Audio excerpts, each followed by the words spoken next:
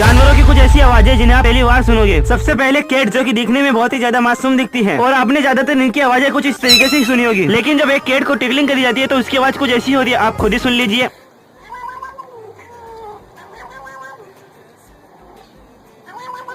Next, dinosaur जैसे दिखने वाला सुबिल, जो कि जब मुंह खोलता है तो ऐसा लगता है जैसे कि AK-47 की गोलियां चलाई जा रही है।